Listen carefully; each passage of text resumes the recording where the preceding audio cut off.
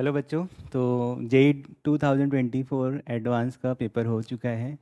ठीक है, और इस बार जो पेपर हुआ है उसमें as compare to previous years maths का पेपर उतना डिफ़िकल्ट नहीं था, मतलब इजी टू मॉडरेट बोल सकते हैं।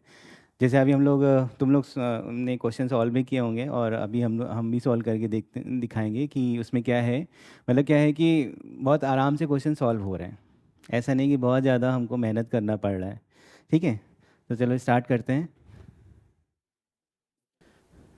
पहला क्वेश्चन, तो इसमें लिखा है कि F x is differentiable continuous है और एफ वन की वैल्यू 2 दे रखी है और ऐसे लिमिट लिखा है।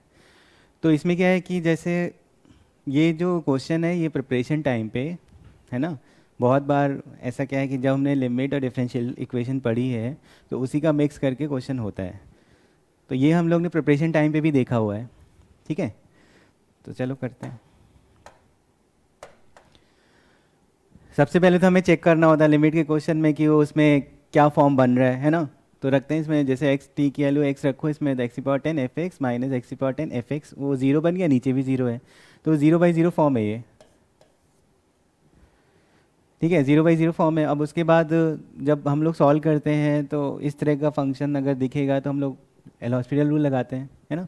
तो चलो, एल हॉस्पिटल रूल का मतलब है डिफरेंशिएशन करना है विद रिस्पेक्ट टू टी करेंगे क्योंकि टी टेंडिंग टू एक्स है। तो पहला क्या हो जाएगा, 10 टी की power 9 F x minus x की power 10 F dash T is equal upon 9 T की पावर 8। अब ये 0/0 फॉर्म खत्म, क्योंकि एक्स की वैल्यू तो जीरो से इन्फिनिटी है ना, और रखने पे यहाँ पे ऐसा तो नहीं है।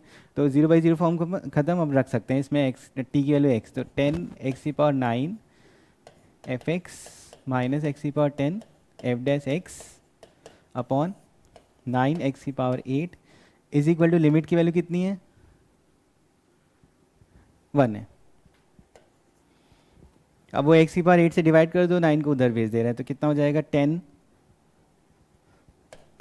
X f x minus x square f dash x is equal to 9। तो एक्स स्क्वायर से भी डिवाइड कर रहे हैं और एफ डैश एक्स को हम लोग पॉजिटिव साइड ले, मतलब पॉजिटिव साइड रखेंगे। तो बिनेगा हमें, जैसे एफ डैश एफ एक्स को वाई मान लेते हैं, तो d y by d x, ठीक है, माइनस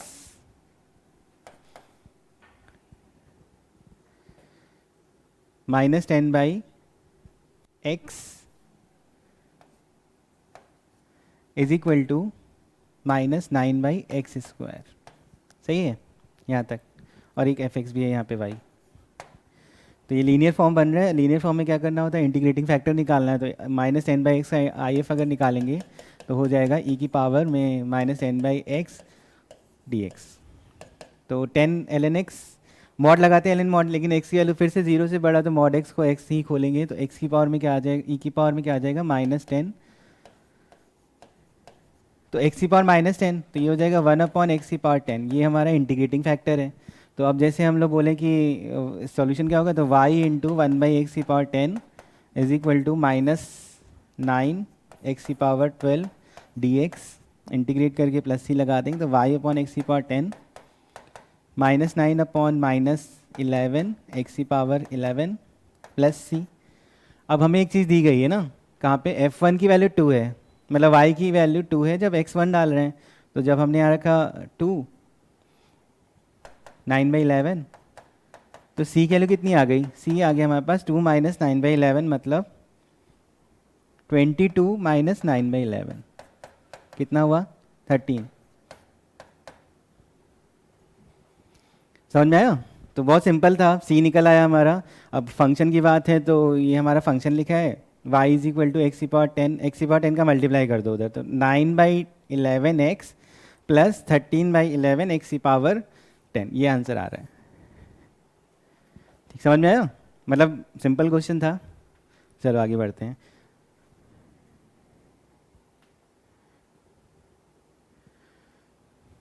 सेकेंड क्वेश्चन, सॉरी, ठीक, सेकेंड क्वेश्चन।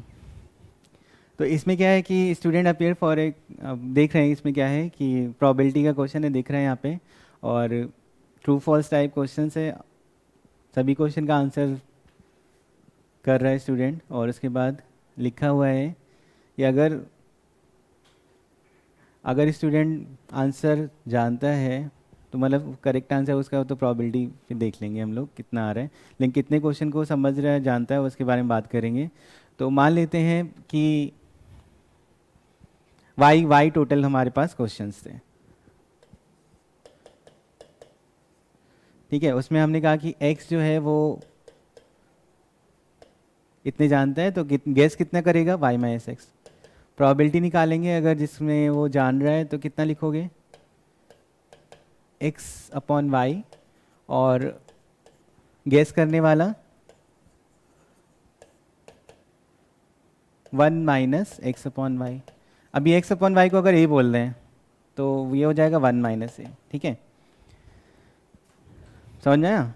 चलो अब आगे लिखा हुआ है कि student probability of the student giving the correct answer for a question given that he has guessed it is half। तो ये वाला हो गया कंडीशनल प्रोबेबिलिटी का एक फॉर्म दिया हुआ है, मतलब हमें जो दिया हुआ है प्रोबेबिलिटी करेक्ट बता रहा है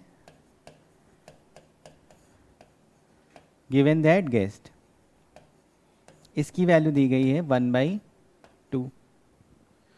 Also assume that probability of answer of a question being guessed given that the student's answer is correct। given that अब उल्टा हो गया इसमें, तो probability guessed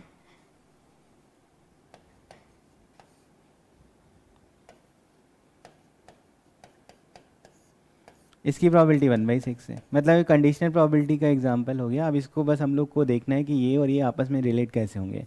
तो हम लोग probability of, जैसे इसको लिखते हैं, तो अगर मान लेते हैं नीचे वाला है जो probability guessed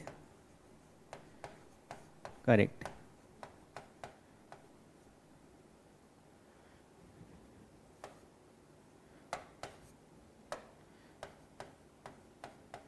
क्या लिखना है इसमें, probability guessed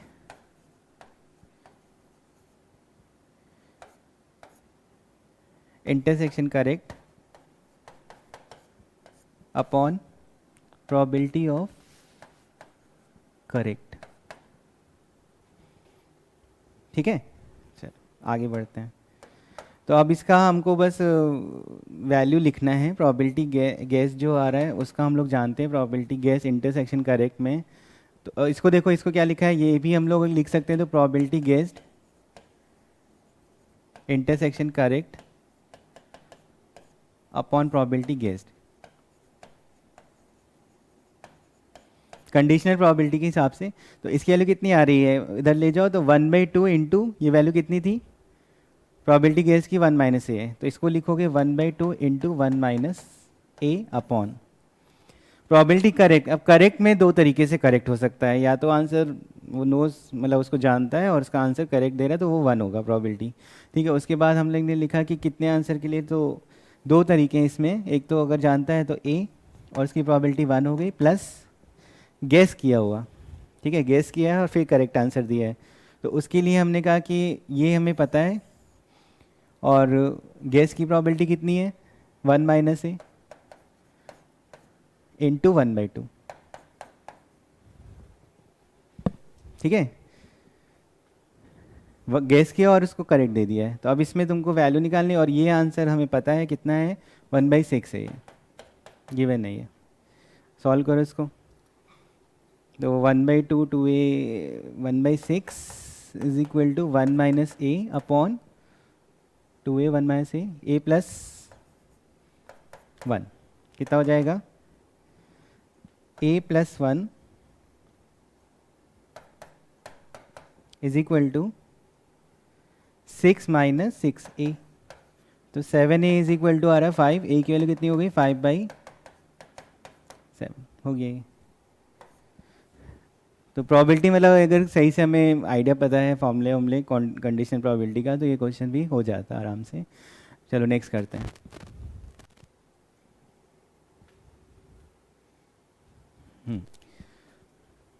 π/2 से पाई एक्स दिया हुआ है, कॉट एक्स की वैल्यू इतनी लिखी है, देन हमें सॉल्व करना है, ठीक है। अब ये ट्रिग्नोमेट्री का है, अगर हम लोग ठीक से नहीं सोचेंगे तो ये हमारा लेंदी भी जा सकता है। तो हमको दिख रहा है कि जैसे मान लेते हैं ये जो 11x है, 11x/2 को, इसको हम लोग लिख सकते हैं 6x माइनस x/2।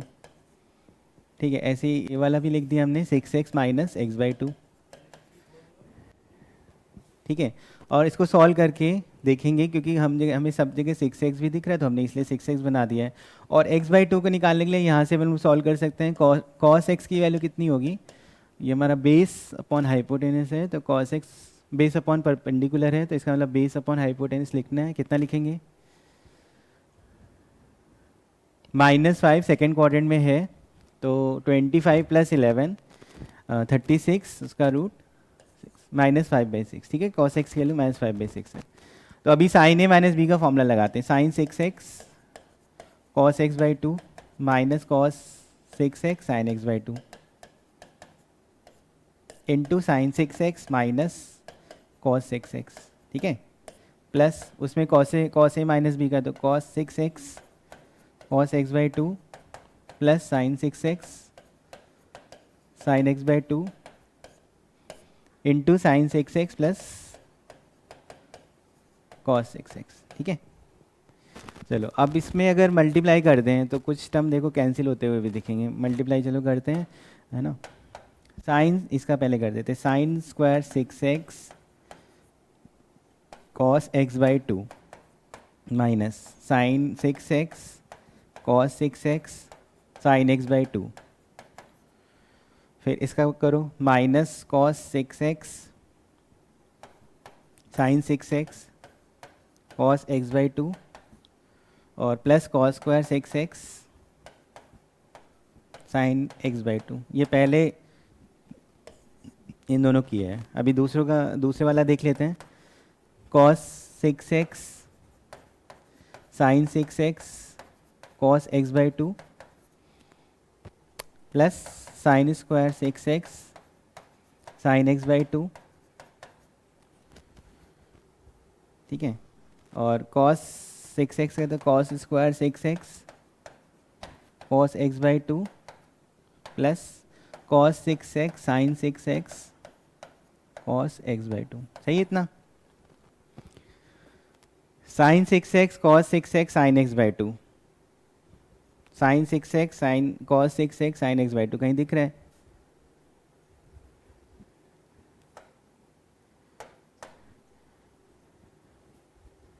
और है ना, मल्टीप्लाई सही है ना। देखो ये तो हमें दिख रहा है cos 6x sin x 6x से कटते हुए। उसके बाद इसमें हम लोगों ने, ठीक है,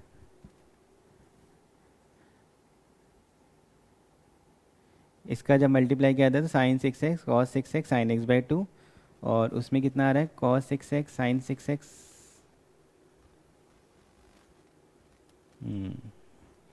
कैलकुलेशन एक बार देख लो।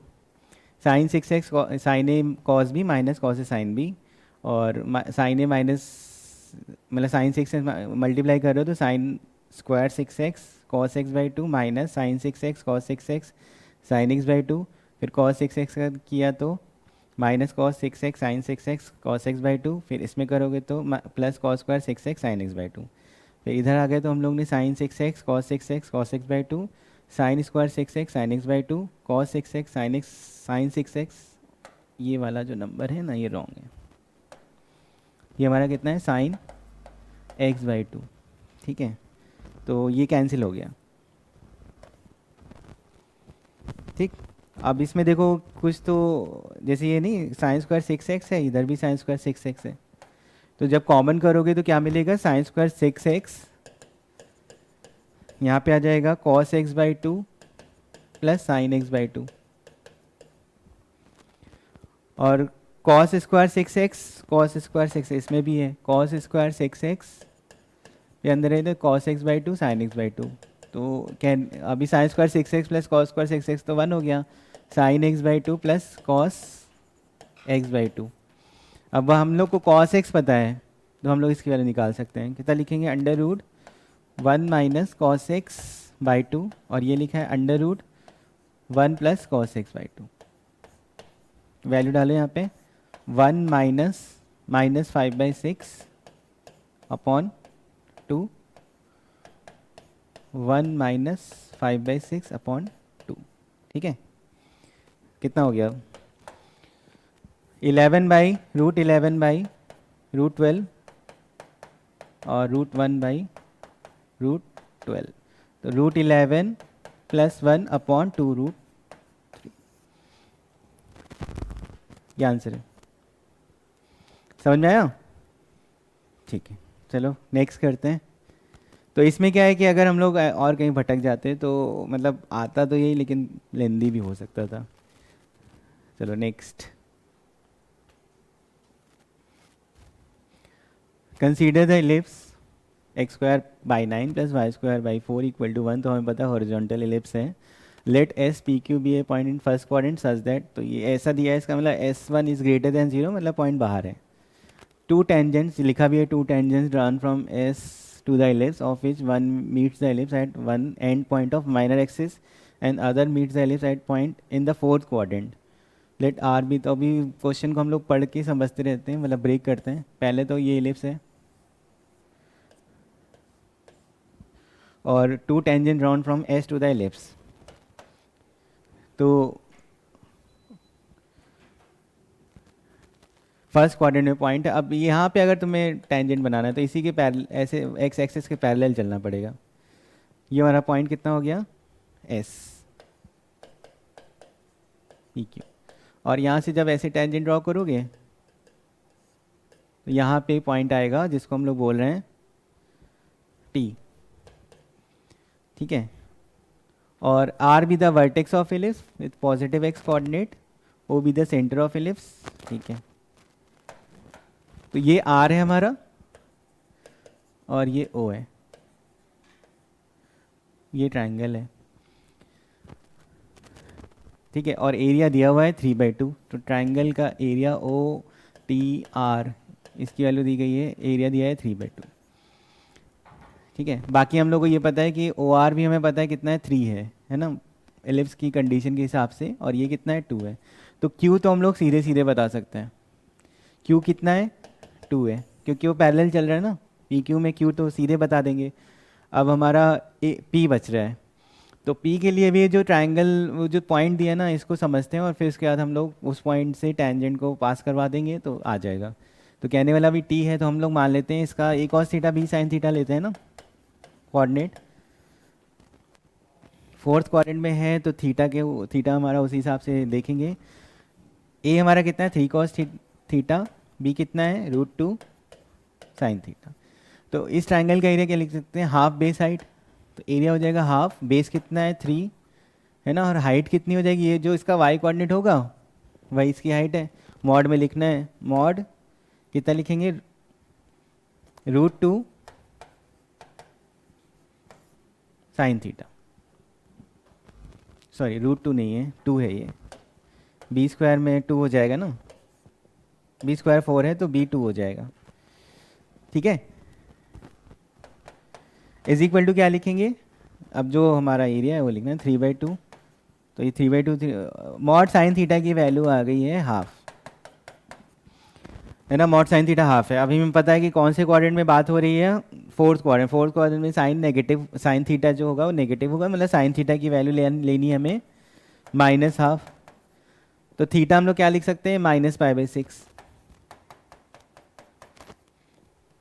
ठीक है, चलो अभी अगर थीटा -π/6 है तो पॉइंट पता चल गया कितना है ये, साइन थीटा हाफ है तो कॉस थीटा कितना होगा, 3√3/2। मतलब अगर टी की बात करोगे तो टी हमारा कितना हो गया, 3√3/2 कॉमा और 2 बाई साइन थीटा के लिए -1। अब इस पे टेंजेंट की इक्वेशन लिख सकते हैं, तो x² को x(x1), y² को y(y1), यहाँ पे लिखना है x इंटू x1 3√3/2 और upon 9 y(y1), y -1 divided by 4 is equal to 1। अब पासिंग थ्रू क्या हो जाएगा, p कॉमा q, q हमारा 2 है, यहाँ रखेंगे अब p/9 3√3/2 प्लस माइनस हो जाएगा यहाँ पे, माइनस यहाँ पे लिखना है हमें 2, पी क्यू लाई कर रहा है बाई 4। ठीक है, तो अभी का इसमें हम लोग बोल सकते हैं ये 3 कटा यहाँ से 3, और अभी उधर सॉल्व कर लेते हैं। तो आ गया हमारे पास p√3/6, और 1/2 3/2 हो जाएगा ये। ठीक है, यहाँ पे हमने 3 कर दिया, तो p की वैल्यू उधर जाके एक √3 काट दो, p की वैल्यू 3√3। ठीक, क्लियर हुआ? तो p की वैल्यू 3√3 और q की वैल्यू 2, ये आंसर हो गया। समझ में आया? बेसिक क्वेश्चन था, मतलब हमको सब थोड़ा बहुत अगर इसमें एलिप्स का और टेंजेंट का रिप्लेसमेंट पता हो, या अगर मान लो डिफरेंशिएशन का यूज़ करके टेंजेंट के इक्वेशन लिखना है पॉइंट निकालने के बाद, पॉइंट मान लेते हैं ये नहीं पता, x1 y1 लेके भी चल सकते हो, फिर वो एलिप्स फिर सेटिस्फाई कराना पड़ता, तो मतलब क्वेश्चन ये वाला हो जाता। ठीक है, नेक्स्ट एस दिया है a+b√2 1, और t1 दिया हुआ है -1 + √2n, n belongs to natural number है। ऐसे 1 + √2n small n belongs to natural number, t2 दिया है। अच्छा, ये क्या लिखा है, ए और बी जो है वो पूरा बिलोंग्स टू जेड है। इसका मतलब यहाँ पे जो रख रहे हो वो कोई भी इंटीजर रख सकते हो। ठीक है, और ये क्या है, ये तो हमारा बाइनोमियल का एक्सप्रेशन ओपन करते हो तो √2⁴1, √2⁴2, √2⁴3, तो जब भी ऐसा कुछ होगा √2⁵ तो उसमें एक √2 बचेगा, और अगर मान लो √2⁴ या 6 हुआ तो उसमें उसमें इंटीजर आ जाएगा। तो कहने का मतलब है कि ये भी जब तुम सॉल्व करोगे तो इसी तरह का होगा, c+d√2, जिसमें c और d हमारा इंटीजर है। और जब ये भी सॉल्व करोगे तब भी वही बात है, तब भी वही है, सी प्लस मतलब e+f√2 टाइप से बनेगा, इसमें e और f इंटीजर है। ठीक है, तो अब इसने पहला ऑप्शन लिखा है, मोर देन 1 है तो हम लोग समझेंगे। z तो पूरा इंटीजर होता है, union t1 union t2, t1 union t2 हमें इसी टाइप का मिलेगा, है ना। z पूरा इंटीजर है, अगर मान लेते हैं यहाँ b 0 कर दो और a को इंटीजर रखो तो वो पूरा इंटीजर भी आ रहा है, तो s जो होगा वो सबसेट हो गया, मतलब ये आंसर हमारा, मतलब s जो है सुपर सेट हो गया। बाकी पूरा जो इसको मिला रहे हो ये पूरा, ये हमारा जो भी सेट आएगा वो सबसेट होगा s का। ठीक है, दूसरा देखते हैं, t1 इंटरसेक्शन 0,1/2024। देखो ये t1 जो है ये वैल्यू हमारी 1 से कम है ना, √2 - 1 जो है वो <1 है, और उसकी पावर तुम n कर रहे हो तो आएगा वैल्यू n से 1 से छोटी। तो लेकिन जितना पावर बढ़ाओगे, है ना, उतनी वैल्यू कम होती जाती है, हमें पता है। तो इन्फाइनाइट तक ले गए तो वैल्यू कम होती जाएगी, तो कम होती जाएगी, तो कहने का मतलब है कि 0 तक अप्रोच भी करा सकते हो। लेकिन अब इसमें बात करें, ये जो वैल्यू है ये हमारा कोई ना कोई 0 से 1 कुछ ना कुछ फ्रैक्शन में वैल्यू है ना, तो इसका मतलब यहाँ पे कोई ना कोई ऐसा n आगे जाने पे मिल जाएगा जो यहाँ पे t1 के साथ इंटरसेक्शन करने में कॉमन मिलेगा, है ना। एग्जैक्टली तो नहीं 0 हो रहा है, लेकिन इसके बीच में वैल्यू आ सकती है, n की वैल्यू बढ़ाते जाओ बढ़ाते जाओ, तो ये हमारा फाई नहीं हो सकता। ठीक है, कुछ ना कोई इंटरसेक्शन जरूर है।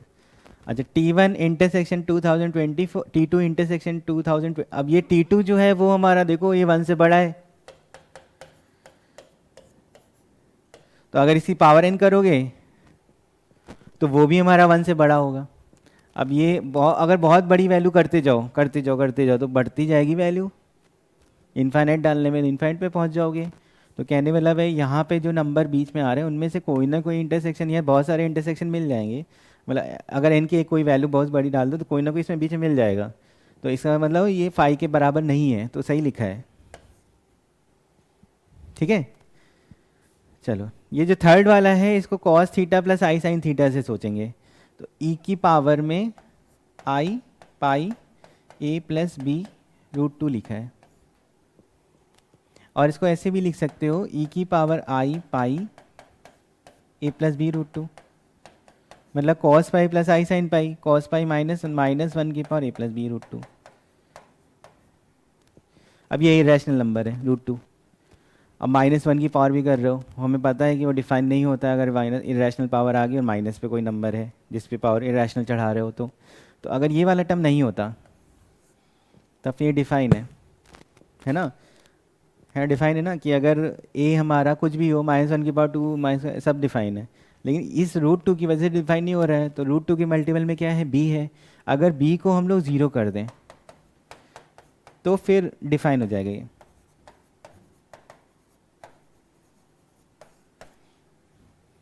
सही है, मतलब ये भी आंसर हमारा ठीक है। ठीक, क्लियर है। मतलब ये लॉजिक वाला क्वेश्चन था, इसमें कुछ सॉल्विंग नहीं है, थोड़ा बहुत समझते हैं इसका आंसर आराम से आ जाता। चलो नेक्स्ट करते हैं। A B C S subset है, ए बी सी मतलब एस सेट है, ए बी सी हमारा दिया हुआ है बिलोंग्स टू रियल नंबर, और a x square plus 2bx y plus cy² greater than 0 है।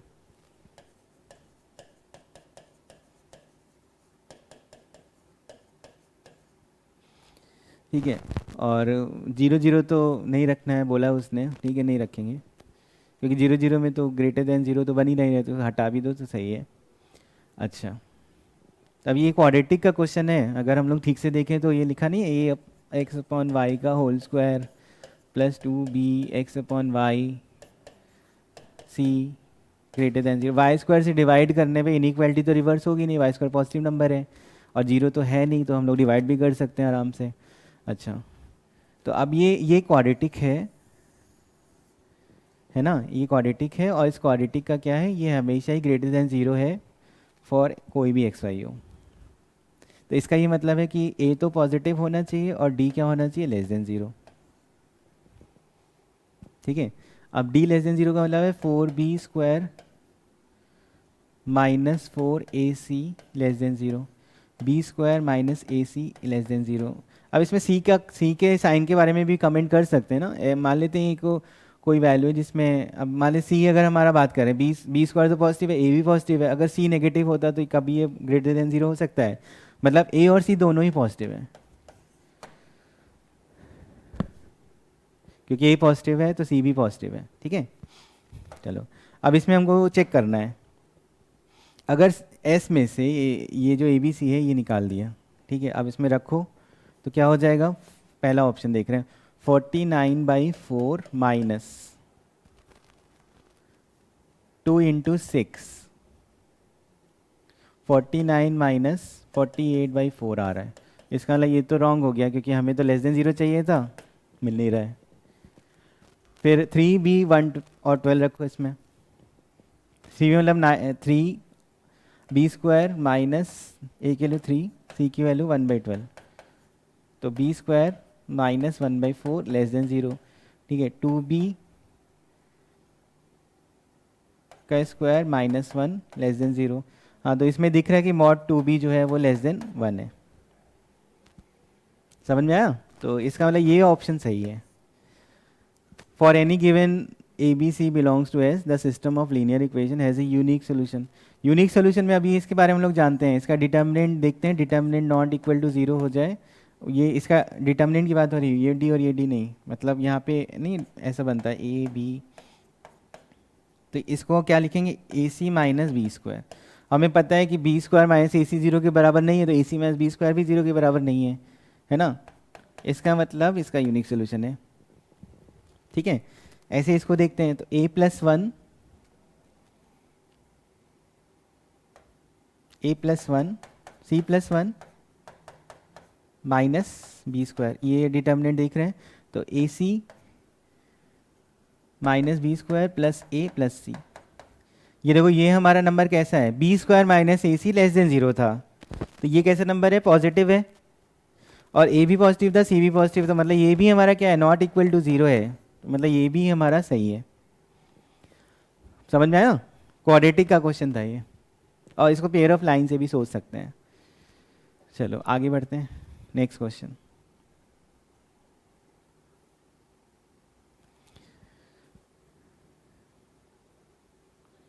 टू पॉइंट्स लिखे हैं 1 2 3 Q 4 2 7, let distance X Y जो है वो हमें बता रहा है कि distance between X and Y है, और ये अभी एक्स और वाई का डिस्टेंस पी और क्यू से दिया हुआ है। एक्स हम लोग एक जनरल पॉइंट ले लेते हैं, एक्स वाई जेड। ठीक है। ऐसे y भी क्या है हमारा जनरल पॉइंट, ये s जो है वो एक्स वाई जेड जनरल के हिसाब से चलेगा, मतलब एक इक्वेशन t भी है हमारा, y जो है कैपिटल y को हम लोग x इन कॉमा वाई कॉमा जेड बोले, वो भी एक जनरल पॉइंट है। ठीक है। अब देखो लिखा क्या है इसमें, बस अगर एक्स वाई जेड इसको बोल रहे हो तो ऐसे नहीं, ऐसे हो रखा है एक्स वाई जेड का p से डिस्टेंस, एक्स वाई जेड का q से डिस्टेंस, और कोई दूसरा एक्स वाई जेड है उसका q से डिस्टेंस, तो मतलब सॉल्व करोगे तो माइनस का देखना है। चलो देखते हैं पहले x क्या p से, x माइनस वन का स्क्वायर, y माइनस टू का स्क्वायर, z माइनस थ्री का स्क्वायर, ठीक है, माइनस x माइनस फोर का square, minus y minus two का square, minus z minus seven का स्क्वायर इज इक्वल टू कितना दिया है 50। ये पहला लिखा है, s के बारे में बात हो रही है अभी। y माइनस टू का स्क्वायर तो ऐसे ही कट गया है ना, कट गया। और x माइनस वन का स्क्वायर, एक्स स्क्वायर तो कट जाएगा ना, लीनियर इक्वेशन बनने वाली है, एक्स स्क्वायर कट जाएगा और वन है यहाँ पे, कितना आ जाएगा 16 प्लस का आएगा, one minus sixteen minus 15, minus two x आएगा, इधर 8x आएगा है ना, तो प्लस 6x, यहाँ पे जेड स्क्वायर कट जाएगा, 9 आएगा, 49 आएगा इधर, तो माइनस 40, और माइनस 6x आएगा, यहाँ पे 14x आएगा, 14z आएगा है ना, तो minus 6x plus 14z 8 is equal to 50।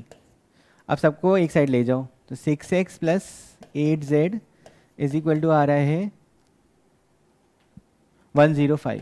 ये पहला हो गया। अब ये देखो ये क्या है, प्लेन की इक्वेशन है, 3D की बात करें तो प्लेन है ना, प्लेन है ये, तो ये s जो है प्लेन है।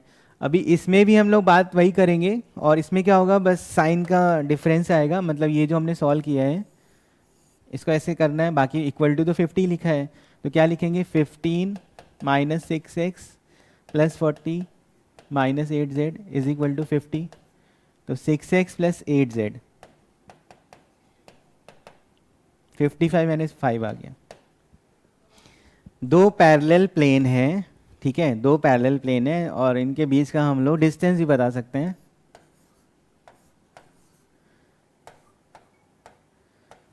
क्या होता है c two d two minus d one upon under d square plus b square, तो अगर मान लेते हैं ये हम लोग डी बोल रहे हैं, डी की वैल्यू कितनी हो जाएगी 105 minus 5 upon under root 6 square plus 8 square, मतलब कितना हुआ 10, तो दोनों के बीच का डिस्टेंस 10 है। अब आगे पढ़ते हैं हम लोग क्वेश्चन, समझ में आ गया, दोनों पैरेलल प्लेन है और दोनों के बीच का डिस्टेंस 10 है। अब there is a triangle whose area is 1 and all of whose vertices are from S। सही है, क्योंकि एक प्लेन में तुम एक ट्राइंगल ले सकते हो ना जिसका एरिया 1 हो, और मतलब 3 पॉइंट तो एग्जिस्ट करते ही हैं प्लेन में, 4 कितने भी कर सकते हो, तो तीन मिला के ट्राइंगल बन ही जाएगा। तो ये कुछ ऐसा कुछ भी नहीं लिखा है, ऐसे बस हमें पता है प्लेन है, उसकी वजह से हम लोग बोल सकते हैं ट्रू है। ठीक है। There are two distinct points L and M in T such that each point on line segment LM is also on T। अब T फिर से प्लेन है, प्लेन में अगर तुम दो पॉइंट लिख रहे हो और उन दोनों पॉइंट को मिलाओगे तो वो लाइन तो उसी में एग्जिस्ट कर रही है ना, तो उसके सारे पॉइंट उसी प्लेन में आएंगे, मतलब ये भी सही है। चलो, there are infinitely many rectangles of perimeter 48, two of whose vertices are from S and other two vertices are from T। ये हो सकता है कैसे, मान लेते ये दो प्लेन है, इधर तुमने दो पॉइंट लिए, इधर दो पॉइंट लिए और ऐसे मिला दिया। अब मान लो ये 10 ही रखा है, 10 10, तो उसमें कितना हो जाएगा 20 हो गया, और 48 चाहिए ना, तो कितना हो गया 14 14। अब ऐसा इसमें तुम ऐसे खींच दो आगे तक, ये भी है, इधर थोड़ा सा शिफ्ट करो, थोड़ा सा शिफ्ट करते जाओ, यही वाला, तो कहने वाला इनफाइनाइट मिल सकता है। सही है। There is a square of perimeter 48, तो 48 के लिए तुमको हर साइड बराबर होनी चाहिए, तो उसके लिए तुम सोच सकते हो ये जैसे प्लेन है हमारा, 10 तो मिनिमम डिस्टेंस था बीच का, 12 ले लिया हमने, ठीक है 12, और ऐसे ही हमने यहाँ भी 12 ले लिया, डायग्राम थोड़ा सा ठीक से बना देते हैं, ठीक है ऐसे, और इधर हम लोग ने देख लिया 12, ये भी 12 है, ये भी 12।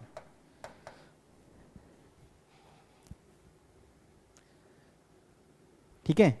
अब देखने में तो ऐसा लग रहा है कि ये परपेंडिकुलर नहीं है, लेकिन हमें पता है कि लाइन प्लेन पे जैसे कोई भी लाइन खींच दो, है ना, ये परपेंडिकुलर है, ये भी परपेंडिकुलर है। इस प्लेन में ऐसे तुम पूरा घूम जाओ, कोई भी लाइन लोगे तो परपेंडिकुलर ही दिखेगा ना, तो वैसे ही टाइप से दिख रहा है, इमेजिन करना है तुमको। तो कहने का मतलब है ये भी हमारा सही है। ठीक है, चलो नेक्स्ट।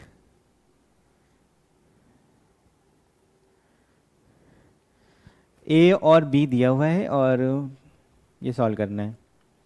ठीक है, तो कहने के अब इसमें लॉग का क्वेश्चन है, हमसे लॉग की वैल्यू तो सॉल्व नहीं कराई जाती है, किसी भी तुम पेपर में देखो, या तो लॉग की वैल्यू दी जाती है उसके बाद कुछ करना होता है। तो ये जो दिया है ना, इसी का कुछ कुछ हमें यूज़ करके समझना है इसको। अब जैसे 18 है, 18 को क्या लिखोगे तुम लोग, 3 स्क्वायर इंटू 2 है। अब ये एक के रिस्पेक्ट में क्या लिखा है, ए स्क्वायर। तो अब जैसे लॉग ए स्क्वायर की पावर 5/4 है, तो कितना हो जाएगा, 5/2 आ गया ये। चलो 1080 क्या लिखेंगे, 5 से डिवाइड कर लो पहले इसको, तो कितना हो रहा है 5, फिर यहाँ पे 2 हो रहा है, फिर यहाँ पे 6 हो रहा है। हाँ, तो 5 × 6³ लिखा है ये। देखो वहाँ पे भी 5 और 6 का ही कुछ मल्टीपल टाइप से है। चलो अब b के हिसाब से सोचते हैं, b कितना है, 1/5 की पावर 1/6 और 6 की पावर 1/2। हमें 5 की पावर में 1 चाहिए, तो हमने b की पावर 6 किया, तो यहाँ क्या हो जाएगा, 1/5 6 की पावर 3। देखो वही आ रहा है, बस पलट के आ रहा है। मतलब इसकी वैल्यू कितनी है, इसकी वैल्यू हमारी लिख सकते हैं b की पावर -6। सही है, ठीक है। अब उस पर रूट लगाए, तो यहाँ पे इसकी वैल्यू कितनी हो जाएगी, log b की पावर -6 की पावर 1/2 मतलब -3। तो 3x + 2y की वैल्यू है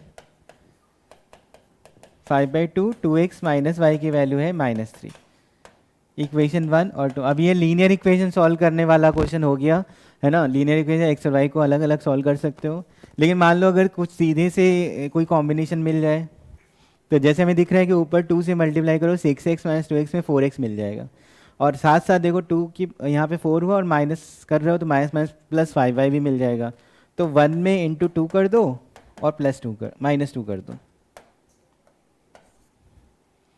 तो 6x - 2x 4x, 4y minus minus y 5y, 5 into 2/2 -3, कितना हो गया 8, आंसर हो गया। ठीक, समझ में आया। ये लॉग का क्वेश्चन में तो बस प्रॉपर्टी का ध्यान रखना होता है। ठीक है, चलो नेक्स्ट। f(x) एक पॉलिनोमियल है विथ रियल कोफिशिएंट, f1 की वैल्यू -9 ले रखी है ये, और suppose i√3 is root of equation i = √-1, α1 α2 α3 and α4 are roots of equation f(x) = 0, ये लिखा है। ठीक है, अब ये जो मॉड लिखा है, ये मॉड का मतलब है कि हमको ये जैसे आयोटा यूज़ हुआ है, तो कहीं ना कहीं मतलब जैसे मैग्नीट्यूड निकालते कॉम्प्लेक्स नंबर का, उसकी बात हो रही होगी। चलो अब जैसे यहाँ पे हमारा i√3 जो है इसका रूट है, तो क्या हम लोग इसमें रख के एक बार देख सकते हैं। इसको हमने इसमें रख दिया, तो कितना हो जाएगा 4, i³ तो -i और 3√3 + 3a और √3 3 हो गया और i² -1, ठीक है, + 2b i√3 = 0। और अभी a और b और c जो है वो रियल कोफिशिएंट है, इसका मतलब हम लोग यहाँ पे बोल सकते हैं रियल पार्ट और इमेजिनरी पार्ट को 0 से कंपेयर कर रहे हो, तो मतलब 3a 9 - 9a = 0, तो इसका मतलब a की वैल्यू कितनी आ गई 0, और 2b√3 = होना चाहिए 12√3, तो b की वैल्यू कितनी आ गई 6। अब सॉल्व करोगे तो कितना हो रहा है, मतलब f(x) कितना हो रहा है, f(x) की वैल्यू हो रही है x की पावर 4 + 0, तो 6x²। अब f1 कितना है, -9 है, 1 डालो इसमें ज़रा, इस 7 आ रहा है ना, और हमको -9 चाहिए, तो 7 में कितना लिख देना चाहिए, -9 है तो -16, ठीक है। अब इस ये है क्वाड्रेटिक, अगर रिड्यूसिबल है क्वाड्रेटिक में, एक्स स्क्वायर को टी मानोगे तो क्वाड्रेटिक मिल रही है। और फैक्टर भी इजीली हो रहे हैं, x square plus 8 x square minus 2, दिख रहा है। 16 के फैक्टर 8 और 2 और डिफरेंस इसका 6 आ रहा है। यानी एक्स स्क्वायर की वैल्यू कितनी हो गई, -8, और एक्स स्क्वायर की वैल्यू 2 हो गई। अगर रूट की बात करोगे तो रूट आ जाएगा, यहाँ पे इसको आई स्क्वायर लिख सकते हैं, -1 को आई स्क्वायर और 2√2 आयोटा -2√2 आयोटा -√2√2। सही है, सही है ना। तो अब हमको क्या करना है, अभी हमको सबका मॉड का स्क्वायर करना है, तो स्क्वायर तो हमें दिया ही है। तो अल्फ़ा मान लेते हैं, एक अल्फ़ा 1 अल्फ़ा 2 है, तो 8 + 8 इसका मैग्नीट्यूड का स्क्वायर, ठीक है, और +2 + 2 20 आ गया। ठीक, समझ में आया। तो अभी तक इतना डिफ़िकल्टी अभी तक क्वेश्चन में इतना किसी में भी नहीं आई है। कैलकुलेशन एरर अलग बात है, डिफ़िकल्टी अलग चीज़ है ना। चलो नेक्स्ट।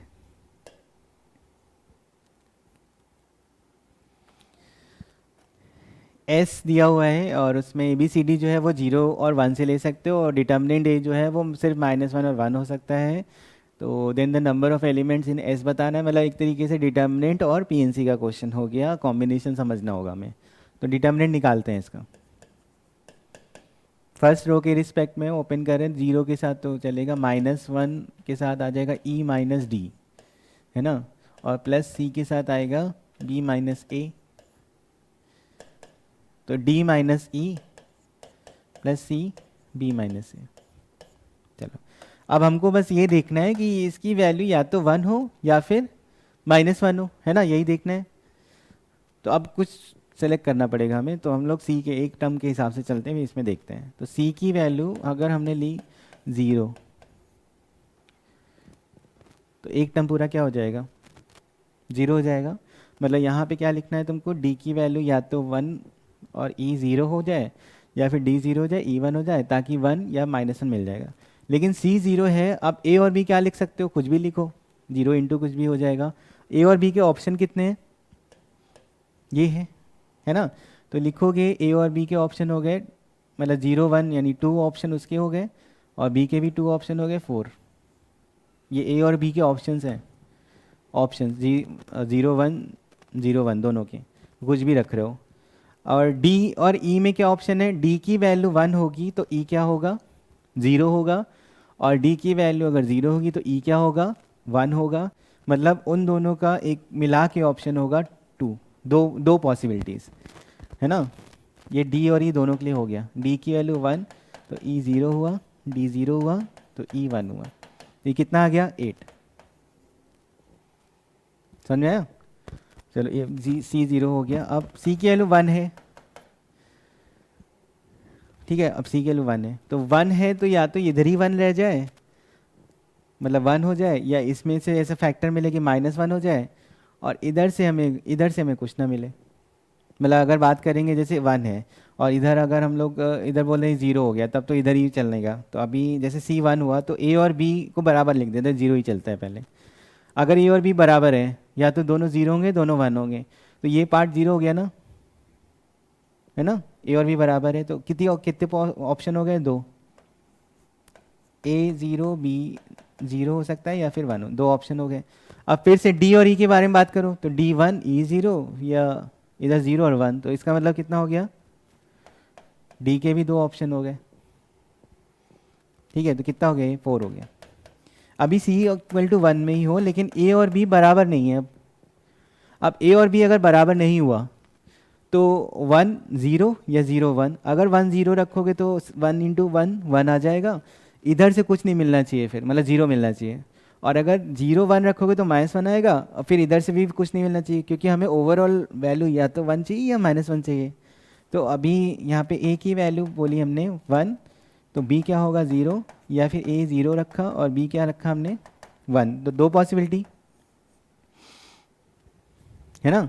चलो D और E में अभी हमने बोला ना इधर 1 और -1 आ चुका है, तो डी और ई में क्या होगा, या दोनों बराबर होने चाहिए, क्योंकि अब इधर 1 भी है इधर भी 1 है, तो मतलब मिला के क्या होगा 2 जाएगा, या इधर 1 है इधर माइनस तो 0 हो जाएगा, तो वो हमें चाहिए नहीं, तो डी और ई दोनों बराबर रखने पड़ेंगे। तो दोनों 0 या दोनों 1, दो ऑप्शन, दो पॉसिबिलिटी, तो कितना हो गया इसमें। ठीक है, और कोई केस तो है नहीं, सी की वैल्यू तो अब आगे बढ़ नहीं सकते, तो अभी कितना हो जाएगा 8 + 4 + 16 आंसर। ठीक है, कॉम्बिनेशन समझना है ठीक से, ये हो जाएगा। ये थोड़ा सा कैलकुलेशन एरर हो सकती है इसमें, अगर एक भी छूट गया तो, हालांकि बहुत सही से करोगे तो फिर कोई दिक्कत नहीं है, आराम से आएगा, है ना। चलो next. Group of 9 student S1, S2, S9 to be divided to form 3 teams X, Y, Z of size 2, 3, 4 respectively. Suppose that S1 जो है वो X में नहीं जाना चाहिए, S2 जो है वो Y में नहीं जाना चाहिए, then number of ways for such teams is। ये देखो 2, 3, 4 वैसे ही दे रखा है, तो एक तरीके से ग्रुप डिवीज़न वाला है। हम लोग जानते हैं टोटल जो ग्रुप होंगे वो टोटल ग्रुप फॉर्मेशन हो जाएगा, फॉर्मूला में पता है, मतलब टोटल पॉसिबिलिटी ग्रुप फॉर्मेशन की क्या हो जाएगी 9 factorial upon 2 factorial 3 factorial 4 factorial, क्योंकि अभी कोई भी ग्रुप सेम साइज का तो है नहीं, तो डिवाइड तो करना नहीं है हमें। चलो अब इसमें से क्या करेंगे हम लोग कि माइनस कर देंगे। माइनस क्या, जब S1 जो है X में है, S2 जो है वो Y में है, तो अब इसमें क्या होता है कि हम लोग को वो वाला फॉर्म याद आता ना A यूनियन B वाला, कि पहले S1 को रखो X में, फिर S2 को रखो Y में, फिर दोनों हो सकता आया हो तो एक माइनस करना पड़ेगा, मतलब एक तरीके से ऐसा ना सोचते हैं हम लोग। तो क्या लिखते हैं A + B minus A intersection B वाला पार्ट होता है ये, क्योंकि इसमें दोनों में सेम चीज़ आ रही, 2 बार आ रही, तो उसको एक बार माइनस करते हैं।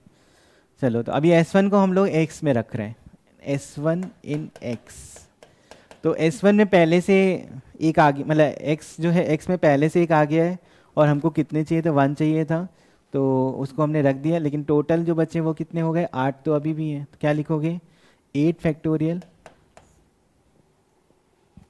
ठीक है, और 8 को तुम्हें ग्रुप में बनाना है, तो क्या लिखना है, अभी पहले में 1 हो गया, फिर 3 फैक्टोरियल 4 फैक्टोरियल, समझ में आया। फिर S2 इन Y,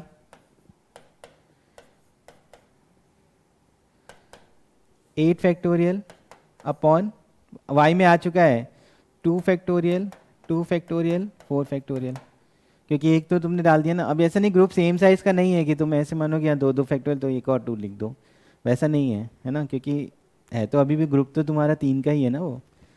चलो अब इसमें A और B ऐड करेंगे, तो A इंटरसेक्शन भी क्या होगा S1 एंड S2, ये X में है और ये Y में है, क्या लिखना होगा 7 फैक्टोरियल, और इसमें से एक कम करो, ये 1 फैक्टोरियल 2 फैक्टोरियल 4 फैक्टोरियल।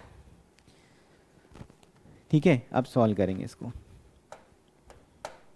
चलो इसको देखते हैं, 9 8 7 6 5 4 फैक्टोरियल तो डिवाइड हो गया, 3 × 2 × 2 ये गया। ठीक है, और इससे भी काट दो, कितना हो जाएगा 63 और 20,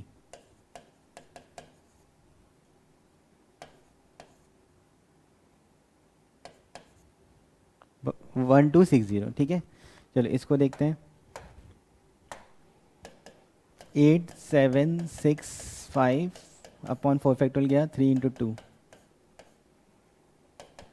40 और 7 2280, इसमें ही 4 फैक्टोरियल हटा देंगे, तो 8 7 6 5 अपॉन 2 2 4 3, तो 20 और 21 4 2 0। अब इसको देख लेते हैं, अभी लास्ट में फॉर्मूला हम लोग को पूरा करना है, टोटल माइनस ये पार्ट करना होगा, 7 6 5 अपॉन 2 4 फैक्टोरियल कट गया 105। ठीक है, इसको ऐड किया तो कितना आ जाएगा, मतलब ये जो पार्ट है ये कितना हुआ 700, -105 करो, 5 9 और 595, और टोटल में से इतना माइनस करोगे तो फिर आंसर आ जाए, तो 1260 माइनस 595 इतना हुआ 5 6 6। समझ में आया? इंक्लूजन एक्सक्लूजन टाइप का जो नहीं, दो वाला, ये तो सिंपल है, वो तो और भी ज़्यादा लंबा होता है। तो कहने वाला वे दो ही थे, इसमें दो को ऐड कर रहे हैं और वो चीज़ हमें हटानी है, तो इसमें क्या है कि वो कॉमन पार्ट मिलता है, उसको एक बार माइनस करना पड़ता है। ठीक है, चलो नेक्स्ट।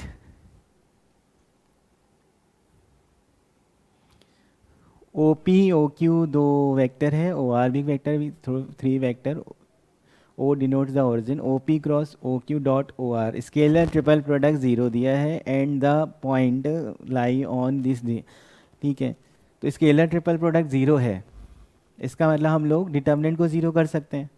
तो डिटर्मिनेंट में पहला डिटर्मिनेंट एल्फ़ा -1 अपॉन एल्फ़ा 1 1, फिर दूसरा क्या है 1 बीटा -1 अपॉन बीटा 1, फिर 1 1 1/2 इक्वल टू 0। एल्फ़ा है ना, अल्फ़ा और बीटा में हमें रिलेशन चाहिए। एक बार अल्फ़ा का पूरा मल्टीप्लाई कर दो फर्स्ट रो में, बीटा का मल्टीप्लाई कर दे रहे हैं, है ना, कर देते हैं। Alpha -1 alpha alpha, beta minus beta beta -1 beta, और 1 1 1/2। सही है?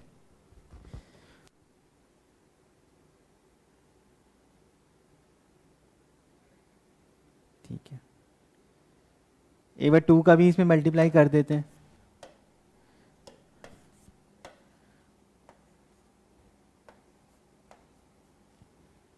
ठीक, चलो अब इसको अगर हम लोग तीनों जो रो हैं उनको ऐड कर दें, मतलब R1 को चेंज कर दे रहे हैं, R1 plus R2 plus R3 से, तो कितना हो जाएगा एल्फ़ा प्लस बीटा प्लस 1, फिर एल्फ़ा प्लस बीटा प्लस 1, है ना, और एल्फ़ा प्लस बीटा प्लस 1, बाकी हमारा बीटा बीटा -1 बीटा 2 2 1।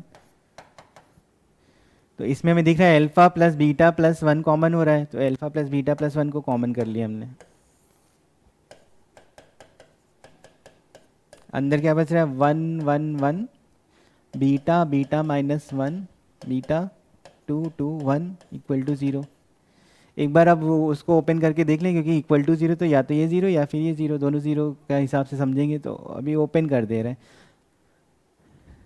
या फिर माइनस कर दो एक बार, 1 को 1 से माइनस करो ऊपर वाला, तो ये जो डिटर्मिनेंट है ऐसे 1 बीटा 2, इसमें से इसको माइनस किया 0 C2 माइनस C1 -1 0 0 0 -1। तो इसका देखो ये इसकी वैल्यू हमारी आ रही है, मतलब ये जो वैल्यू है नॉट इक्वल टू 0 है, तो कौन 0 होना चाहिए? देख लो इसका डिटर्मिनेंट आ रहा है, सही है ना, C2 माइनस C1 1 माइनस, इसको 0 कर दिया, फिर इधर माइनस करो तो -1, और ये 0 हो गया, फिर इधर सीधा 1 और 1 -2 -1। ठीक है, तो क्या चीज़ बचती है, एल्फ़ा प्लस बीटा प्लस 1 ही 0 होगा। ठीक है, समझ में आया? अब एल्फ़ा बीटा 2 देखो यहाँ से ब्रेक किया है, स्केलर ट्रिपल प्रोडक्ट 0 है और एल्फ़ा बीटा में रिलेशन पता चल गया है, ये हमारा सेटिस्फाई कर रहा है इस पे, तो मतलब लिखोगे 3 अल्फ़ा प्लस 3 बीटा और minus 2 plus L is equal to 0, क्योंकि सेटिस्फाई कर रहा है। एल्फ़ा प्लस बीटा की वैल्यू कितनी है, -1 है, तो 3 इंटू -1 -2 प्लस एल, एल की वैल्यू कितनी आ गई 5, एल 5 हो गया। समझ में आया? चलो next.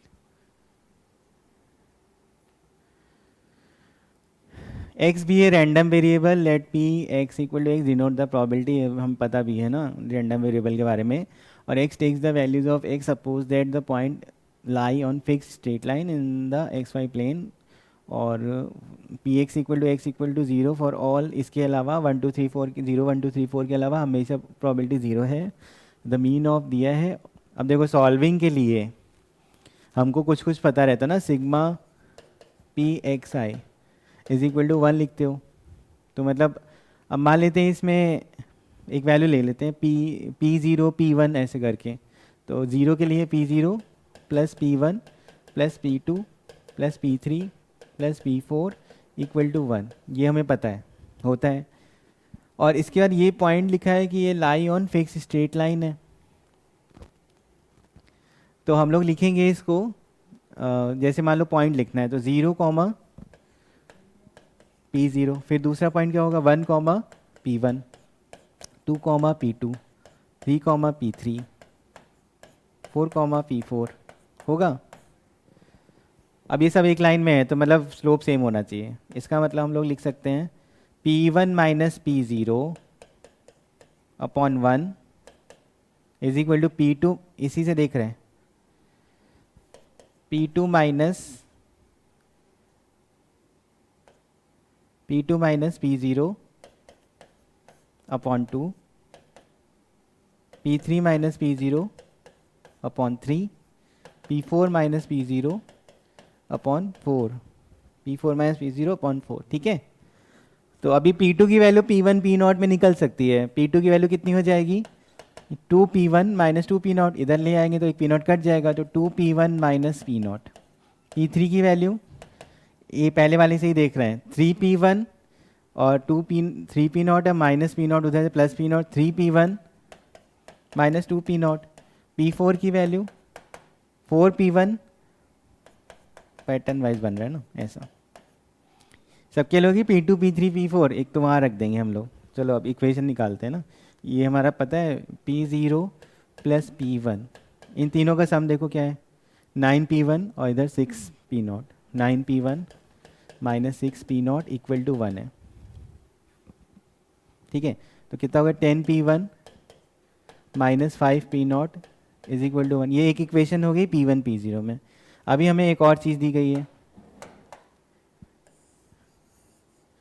Mean of x is 5/2। Mean क्या होता है XPX।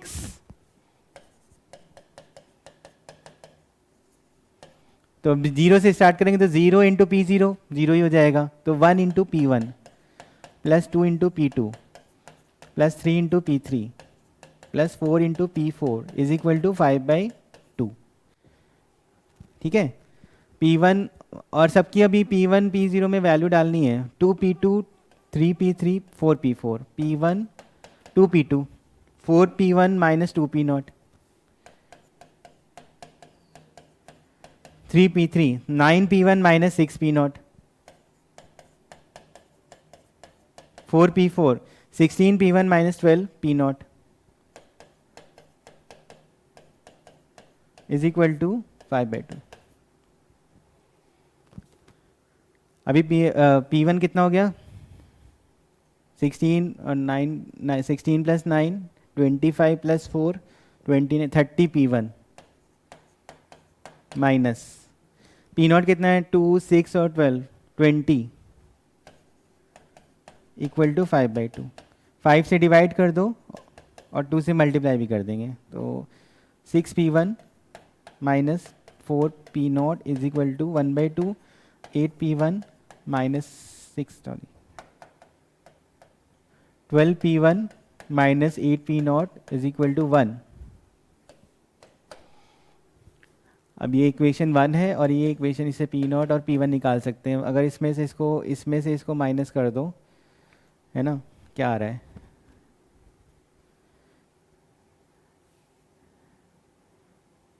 Minus 2P1 plus 3P0 is equal to 0। तो 2P1 की वैल्यू आ रही है 3P0। ठीक है, अब कहाँ पे कहीं पे भी रख दो, जैसे यहाँ पे हमने रख दिया यहाँ पे, है ना, तो कितना हो जाएगा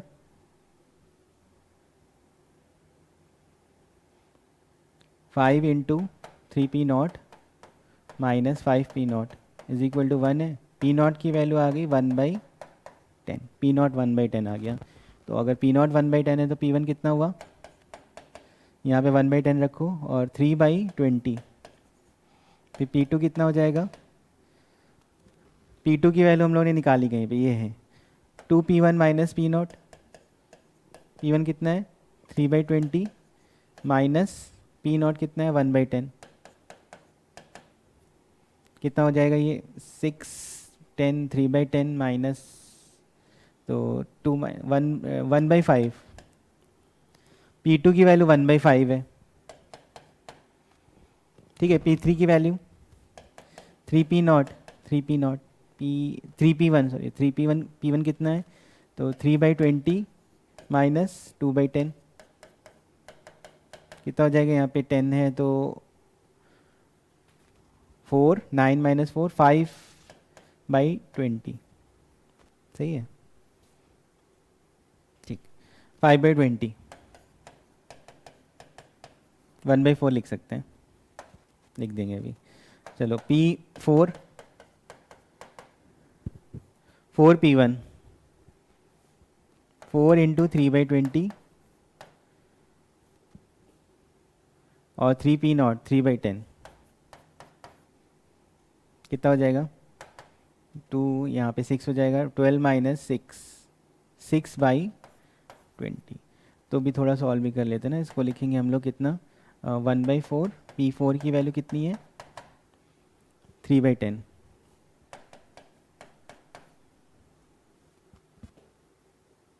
ठीक है। थोड़ा कैलकुलेशन है इसमें, चलो P1 P2 P सब निकल आया ना। अब हमें क्या चाहिए, वेरिएंस दिया हुआ है अल्फ़ा, तो वेरिएंस क्या होता है x² px sigma x² px minus sigma x px का होल स्क्वायर, मीन का x², 0 का स्क्वायर तो 0 ही है, तो 1 का स्क्वायर P1 लिखना है 3/20, फिर 4 P2 लिखो 4 इंटू P2 कितना है 1/5, फिर 3 9 9 इंटू 1/4, फिर 4 16 इंटू 3/10 माइनस 5/2 का होल स्क्वायर,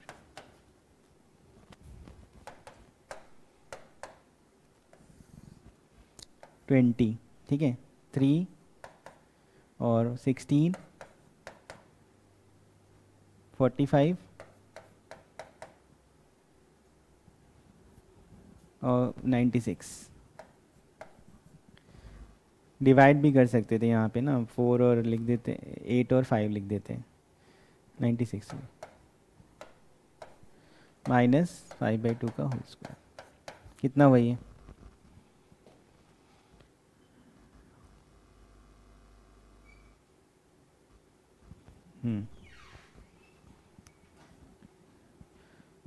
45 16 61 64 96 कर रहे हो, 16 160 आ गया, तो 160 मतलब ये हो गया 8 माइनस 5/2 का होल स्क्वायर 25/4, 32 माइनस 25 7/4, ये अल्फ़ा की वैल्यू है, ठीक है। अल्फ़ा की वैल्यू 7/4 है। अभी अल्फ़ा हमारा निकला है तो क्या निकालना है हमें 24 अल्फ़ा, मतलब 24 इंटू 7/4 42 42 आंसर हो गया, समझ में आ गया, ठीक है। चलो आगे बढ़ते हैं, ये थोड़ा सा कैलकुलेशन वाला है, गड़बड़ हो सकता है इसमें, ठीक है। नेक्स्ट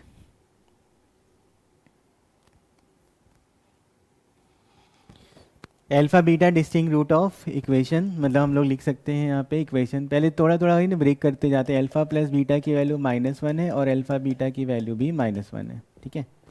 चलो अब इसमें बताइए consider the set T1 alpha beta from 3 defined RI, मतलब R1 लिखोगे तो कितना हो जाएगा A11 A12 A13, ऐसे R2 लिखोगे तो A22 21 A22 A23, ऐसे R3 लिखोगे तो A31 A32 A33, जो C1 लिखोगे तो A11 A21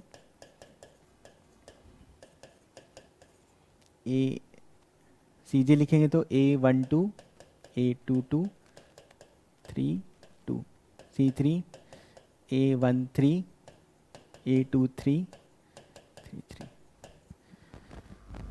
और मैट्रिक्स जो होता है वो फॉर्म क्या होता है, मैट्रिक्स का फॉर्म लिखते हैं हम लोग ना ऐसे, A11 A12 A13 A21 A22 A23 A31 A32 A33, ये होता है ना। तो इसमें इसमें बोला गया फर्स्ट देखो क्या लिखा है, RJ CJ सब जीरो, मतलब अगर कैसे भी तुम 3 रो या 3 कॉलम ऐड कर दो तो वो ज़ीरो होना चाहिए। देखो इसमें अगर तुमने रो कॉलम को ऐड कर दिया तो देखो ये बन रहा है पहला वाला,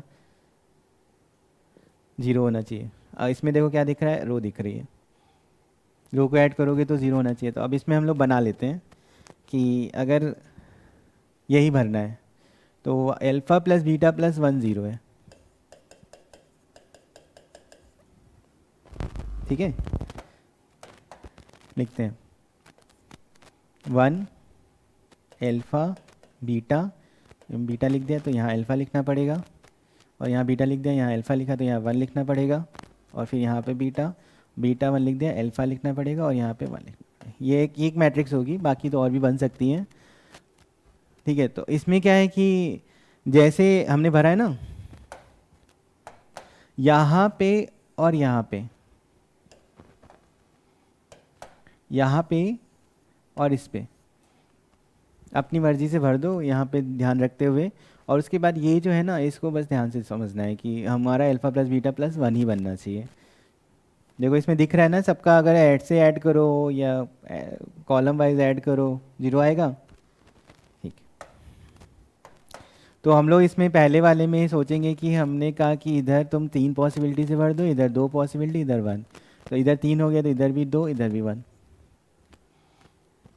पॉसिबिलिटीज़ हैं 3 2 1, मतलब 3 पॉसिबिलिटीज़ 2 पॉसिबिलिटी 1 पॉसिबिलिटी, ऐसे इधर भी लिख दिया, क्योंकि इधर 1 बीटा अल्फ़ा लिख देते या अल्फ़ा बीटा 1, तो ऐसे इधर भी चेंज हो जाता। अब जैसे मान लो तुमने ये भर दिया तो हमें ये पता है कि यहाँ पे जो एलिमेंट आया है और यहाँ पे जो एलिमेंट आया वो यहाँ पे नहीं आएगा, है ना। इसका मतलब अभी देखो ना, जैसे बीटा और अल्फ़ा लिखा है तो यहाँ पे 1 आया, अगर यहाँ पे 1 और बीटा लिखा होता तो यहाँ अल्फ़ा आ जाता, या 1 और अल्फ़ा लिखा होता तो बीटा आता। तो कहने मतलब है सिर्फ एक पॉसिबिलिटी बच रही है 1, और यहाँ पे 1। अब ये दोनों भर दिए हैं तो एक ही बचा इधर, तो ये टोटल कितना हो सकता है 3 इंटू 2 इंटू 2, इसका मतलब हो जाएगा 3 इंटू 2 इंटू 2, 12 मैट्रिक्स ऐसी बन सकती हैं जिसमें ये सेटिस्फाई कर रहा होगा। तो मतलब P का क्या हो जाएगा हमारा 12, P का 2, P का 2 देखो B और C में, तो अभी इनमें से देखना पड़ेगा। और अब जैसे R चेक कर लोगे तो R से तुम्हें सीधे पता चल जाएगा, क्योंकि Q4 दिया S5 दिया, तो आंसर पता करने के लिए तुमको R सॉल्व करना चाहिए। Q तो अभी हम लोग देखते हैं, लेकिन आंसर पता करने के लिए R सॉल्व करना चाहिए। R है क्या वैसे, R हमारा लिखा है कि एक स्क्यू सिमेट्रिक मैट्रिक्स है M। स्क्यू सिमेट्रिक मैट्रिक्स हमें पता है यहाँ पे 0 0 0 होगा, और यहाँ पे क्या लिखोगे A12, तो यहाँ पे तुम्हें लिखना होगा -A12, और इधर तुम लिखोगे A13, तो इधर लिखोगे -A13, और इधर लिखोगे A23, तो इधर लिखोगे -A23, और ये तो 0 ही है, ये M है, सही है। अच्छा, अगर ये M है, डिटर्मिनेंट अगर मान लो कि स्क्यू सिमेट्रिक मैट्रिक्स में अगर ऑड ऑर्डर का अगर हमारे पास डिटर्मिनेंट है तो उसका डिटर्मिनेंट की वैल्यू 0 होती है, तो इसकी वैल्यू 0 ही आएगी। चलो अब हम लोग देखेंगे कि ये हमारा उस तरह का क्वेश्चन है, क्रैमर्स रूल जैसे नहीं बढ़ते हैं, solving in solution infinite no solution, इस तरह से। तो अब देखो यहाँ पे क्या डिटर्मिनेंट वाला जो होता है वो हम लोग का पता है कोफिशिएंट वाला, मतलब ये M जो है वो कोफिशिएंट वाला है D। और dx की बात करो तो dx क्या हो जाएगा, dx में हम लोग बोलते हैं ना x के कोफिशिएंट हटा के इधर वाला लिखना है। तो जैसे ही तुमने A12 0 -A23 लिखा तो सेकेंड कॉलम से क्या हो गया, मैच।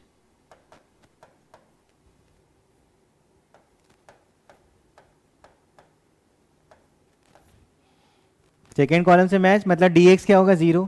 चलो dy में क्या होगा, dy में इसको हटा के ये वाला लिखना था, ये तो सेम ही है ना, ये और ये तो सेम ही दिख रहा है। तो अभी हमें पता है कि अगर सेम मैट्रिक्स है तो डिटर्मिनेंट 0 है, तो dy भी 0 है। अब dz में, अगर dz में क्या होता है, इसको हटाओ और ये डालो, तो फिर से क्या होगा, ये कॉलम तो dz भी 0 है, और d तो 0 था ही, d तो स्क्यू सिमेट्रिक मैट्रिक्स था जिसका d 0 था, मतलब क्या हो गया, इसका d भी 0 है, dx भी 0, dy भी 0, dz भी, इनफाइनाइटली मैनी सोल्यूशन। मतलब r का क्या होना चाहिए, r का हमारा 3 होना चाहिए। तो r का हमारा 3 मतलब किस में मिल रहा है, c में। तो देखो क्वेश्चन सॉल्व हो गया है, लेकिन बात है q और s भी देख लेते हैं, है ना। तो इस तरह से वहाँ पे भी करना होता है। चलो q देखते हैं। Number of symmetric matrix with all entries in T such that c j 0 हो। सी जे मतलब कौन सा, ये हमारा A11 A21 ऐसे लिखा है ना, सी जे, सॉरी A21 A31। तो जब रो को ऐड कर रहे हो तब ये बन रहा है, ठीक है। तो क्यू वाले में तुमको रो के हिसाब से देखना है, मतलब मान लेते हैं 1 लिखा है, अल्फा लिखा है, बीटा लिखा है, तो सिमेट्रिक मैट्रिक्स भी है, ठीक है। तो यहाँ पे भी अल्फा लिखना है और इधर बीटा लिखना है। अब ये अल्फा लिखा है तो यहाँ पे बीटा लिखना है और इधर 1 लिखना है, और यहाँ पे अल्फा लिखना है और ये हमारा 1 होगा, है ना। ये क्यू के लिए लिखा है, समझ में आया। तो अब देखो यहाँ पे बात ये है कि सिमेट्रिक मैट्रिक्स में क्या होता है, इधर उधर एलिमेंट सेम होता है, तो जैसे मान लो इधर कुछ लिखा है तो उधर भी वही चीज़ है। हम लोग इसके बारे में ही समझते हैं पहले।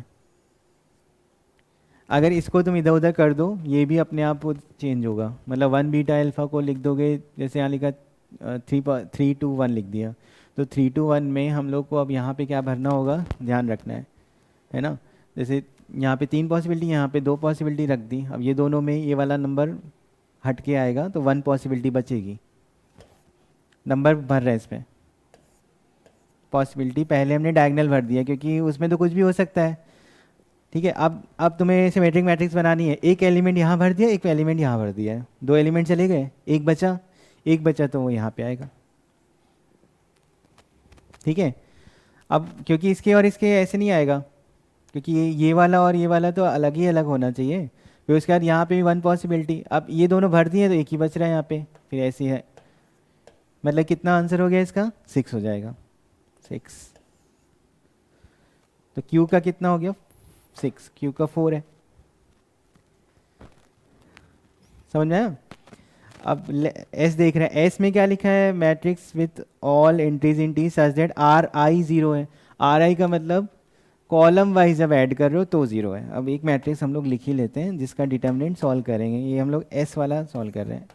S में हमने लिखा RI 0 है तो लिखा 1 अल्फा बीटा, इसको जब ऐसे ऐड करोगे तो 0 हो जाएगा ना। चलो अल्फा बीटा 1 ऐसे ऐड करेंगे तो 0 हो जाएगा, यहाँ बीटा 1 अल्फा ये भी ऐसे ऐड करो तो 0 हो जाएगा।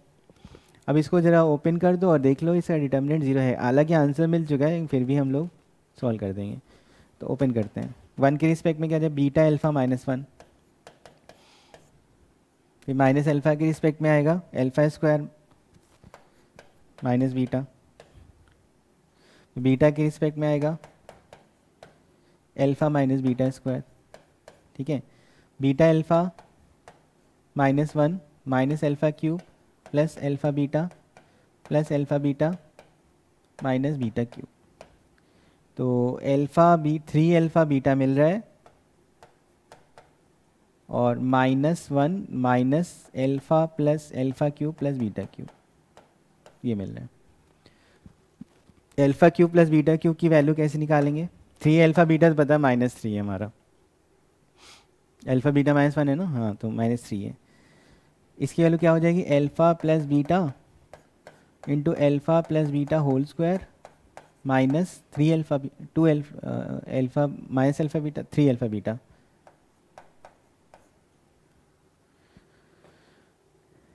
ठीक है। Absolute value of the determinant बताना है, क्या आएगा देख रहे हैं। चलो अल्फा प्लस बीटा कितना था, -1, यहाँ -1 यहाँ पे तो 3 1 4 -4 4 इंटू -1, यहाँ पे आ गया हमारा -4, तो इसमें वैल्यू डाली है ना, इसमें -4 आ गया तो -1 प्लस +4 है और यहाँ पे लिखा है -4 तो 0 हो रहा है, तो -3 -1 +4 सही है। समझ में आया? आंसर पहले आ चुका था, मतलब ऑप्शन के हिसाब से, ऑब्जेक्टिव पेपर है तो मैट्रिक्स मैच में तो ऐसे ही सोचा जाता है। चलो नेक्स्ट।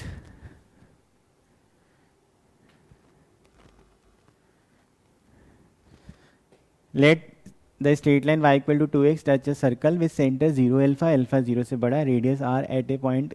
अच्छा, y equal to 2x,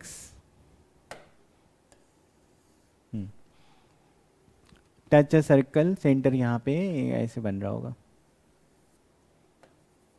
0 comma alpha, centre यहाँ 0 अल्फा है।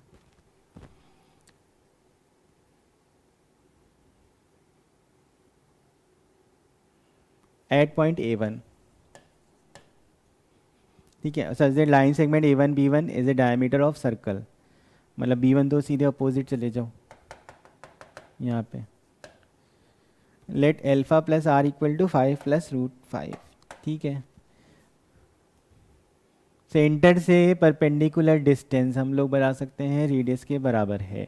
मान लेते हैं ये अल्फा है और ये r है, ठीक है। तो 0 अल्फा से y इक्वल टू 2x पे डिस्टेंस निकालते हैं। 2x minus Y equal to 0 से 0 अल्फा से डिस्टेंस निकाल रहे हैं। कितना लिखेंगे? 0 minus alpha upon √5 mod equal to, ये रेडियस के बराबर है r, तो अल्फा की वैल्यू पॉजिटिव के हिसाब से अल्फा इक्वल टू कितना गया? r√5 वहाँ पे रख दिया हमने। तो अल्फा प्लस r कितना था? 5 + √5 था, √5 r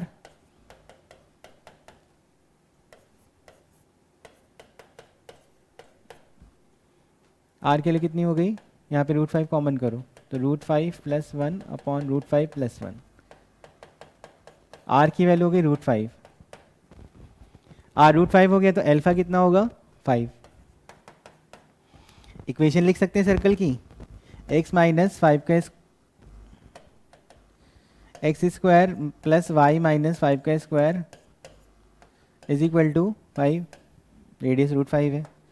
अच्छा, ये पॉइंट हम लोग मान लेते हैं कुछ है, जैसे क्या मान सकते हैं? y equal to 2x point है तो इसको हमने मान लिया x1 कॉमा 2x1, वो पॉइंट सर्कल पे सेटिस्फाई करेगा, रख दिया हमने।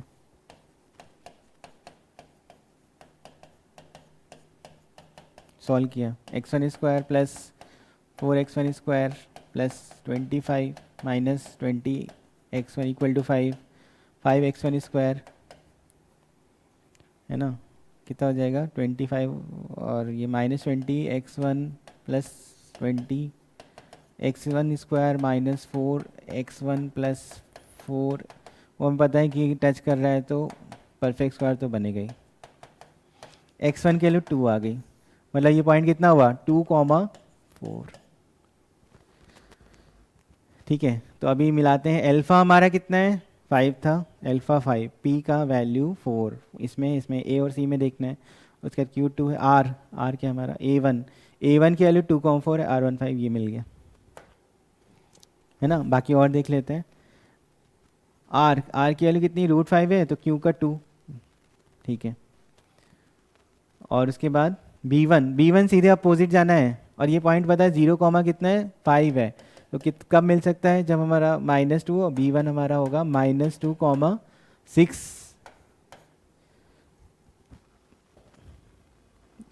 ठीक है, हो गया।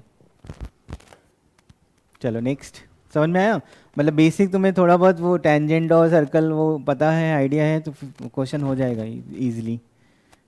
Next, gamma belongs to R, B such that line और intersect at, let R1 be the point of intersection L1 and L2, O00 है, n vector denote the unit normal vector to the plane containing both the lines L1 and L2 और match each entry in, ठीक है। तो सबसे पहले तो हमारा काम है पॉइंट ऑफ इंटरसेक्शन निकालना। इसको हम लोग मान लेते हैं ये हमारा है लैम्डा और ये मान लेते हैं म्यू है, ठीक है। इधर से x1 निकालो, कितना लिखेंगे, लैम्डा माइनस 11, और इधर से x1 कितना हो जाएगा, 3 म्यू माइनस 16, ठीक है। इधर से y कितना हो जाएगा, 2 लैम्डा माइनस 21, इधर से y कितना हो जाएगा, 2 म्यू माइनस 11, z कितना होगा, 3 लैम्डा माइनस 29, और इधर से गामा म्यू माइनस 4। इक्वेशन 1 और 2 से हम लोग लैम्डा और म्यू सॉल्व करेंगे, और जब लैम्डा म्यू सॉल्व हो जाएगा तो उसको रख के हम लोग गामा सॉल्व करेंगे। तो मान लेते ऊपर हम लोग ने 2 का मल्टीप्लाई किया और माइनस कर दिया तो म्यू निकलेगा, 1 इंटू 2 माइनस 2 कर दिया, 2 लैम्डा गया, यहाँ पे क्या हो जाएगा, माइनस 22, और इसमें से माइनस कर रहे हो तो माइनस 1 बचा, और 6 म्यू माइनस 2 म्यू 4 म्यू, यहाँ पे 32 है ना, 32 और प्लस 11, तो 32 प्लस 11 कितना हुआ, और माइनस 32 प्लस 11 सॉरी, तो माइनस 32 प्लस 11 हुआ 21 माइनस का, म्यू की वैल्यू आ गई 5, तो म्यू 5 आ गया, तो लैम्डा कितना हो जाएगा, देखो यहाँ पे 15 माइनस 16 माइनस 1, और लैम्डा की वैल्यू 10 हो गई। अब यहाँ रखो तो 1, और म्यू की वैल्यू कितनी है, 5 गामा की वैल्यू 1 हो गई, ठीक है, गामा 1 हो गया।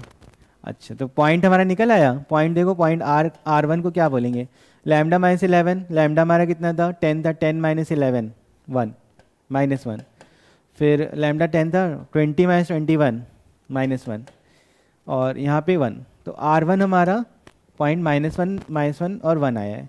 तो अभी हमसे OR1 पूछा है, OR1 मतलब पोजीशन वेक्टर, तो OR का मतलब किधर जा रहा है, 1 पे, R का 1 पे 3 जगह दिया है, ठीक है, R का 1 पे हो गया, R1 का OR1 का 1 पे, ठीक है, R का 1, और फिर N वेक्टर गामा इक्वल्स भी लिखा है, P की वैल्यू 3 है, हाँ तो आंसर आ चुका है, P3 R1 से C हो गया। अब हम लोग को पूरा वही सॉल्विंग करनी, P3 हो गया, अब Q की वैल्यू देखनी, Q कितना है 4, मतलब यहाँ पे तो हमें दिख गया C है, तो अभी Q सॉल्व कर लेते हैं। Q क्या है, possible choice of N vector, तो N वेक्टर पहले हम लोग वो यूनिट वेक्टर निकालते हैं, तो यूनिट वेक्टर कितना, I J K 1 2 3 3 2 1, I cap 2 minus 6 minus 4 minus J 1 minus 9 minus 8 plus K 2 minus 6 minus 4, सही है, मतलब -4 कॉमन कर लें, या -4 कॉमन कर लेते, चलो -4 I minus 2J plus K। अभी जो चॉइस है वो क्या हो सकती है हमारी, ये वाली हो सकती है, 1/√6I minus 2/√6 N unit vector है ना, N कैप जो है वो हमारा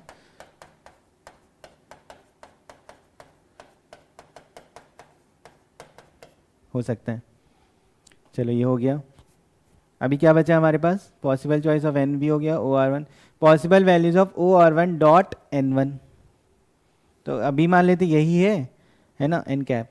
OR1 क्या था, OR1 हमारा वेक्टर था जो लिखा था -I minus J plus K, OR1 dot N cap कितना हो जाएगा, ये √6 है, -1/√6, ठीक है, plus 2/√6,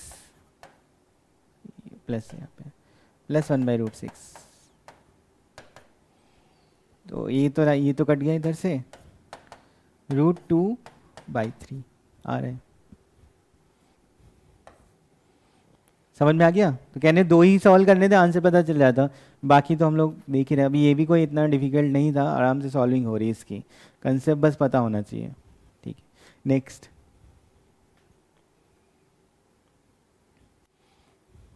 x mod x sine 1/x, x not equal to 0, g x और एफ एक्स दो फंक्शन दिए हैं, और इसमें ऐसा बड़ा सा लिखा हुआ है, लेकिन वो बड़े से क्या है कि हमको वैल्यू भी दे रखी है कि अगर ऐसा हुआ तो पी के बारे में पहले चेक करते हैं कि क्या होने वाला है। ए ज़ीरो है, बी वन है। बी वन का मतलब एच एक्स में जी एक्स प्लस जी हाफ माइनस एक्स। अब जी एक्स के बारे में बात करते हैं। जी एक्स हमारा क्या है, जीरो से हाफ में 1/2x लिखना है और अदरवाइज जीरो लिखना है। ठीक है, एक्स की वैल्यू जीरो से हाफ देख रहे हैं। अब जीरो से हाफ में ये भी समझना है, क्या ये जीरो से हाफ में जीरो से हाफ जाएगा? अगर जीरो रख रहे हो तो हाफ हो रहा है, हाफ रख रहे हो तो जीरो हो रहा है, तो मतलब ये भी हमारा जीरो से हाफ ही है।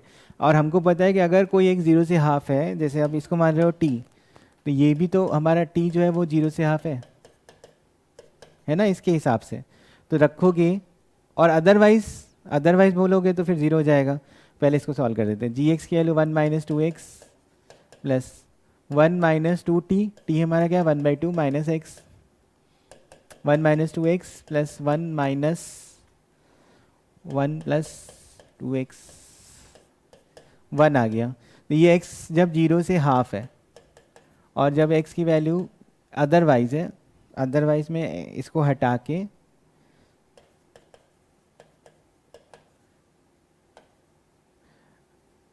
अदरवाइज हम लोग का ये हमेशा ज़ीरो है।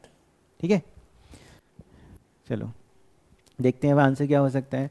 एच एक्स के बारे में हमने पहला ऑप्शन देख रहे हैं जिसमें बी वन था। एच इज़ 1 1 1 1 नहीं है, मैनी वन है ना, अदरवाइज लिखा है तो बहुत सारे एक्स पे ज़ीरो वैल्यू है। एच इज़ ऑन टू भी नहीं क्योंकि 1 है या 0 है। रेंज ऑफ एच इज़ 0 1, ये हमें दिख रहा है, इसका केवल 0 और 1 है। तो पी का 5 बी और सी में है।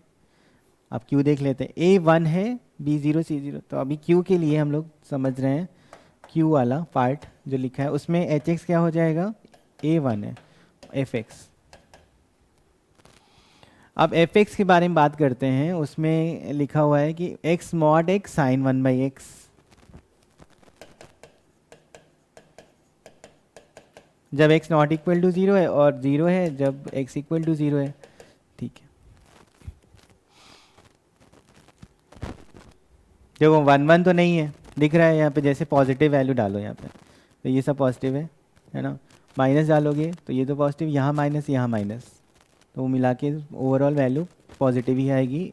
F x equal to f minus x इसमें है, मैनी वन फंक्शन है ये, 1 1 नहीं है। ठीक है, ऑन टू देख। अब वैल्यू भी समझना कि जैसे अभी एक्स स्क्वायर लिखा है यहाँ पे हम लोग एच 1 1 तो नहीं रहा, और ऑन टू इंटू में साइन 1/x है। ठीक है,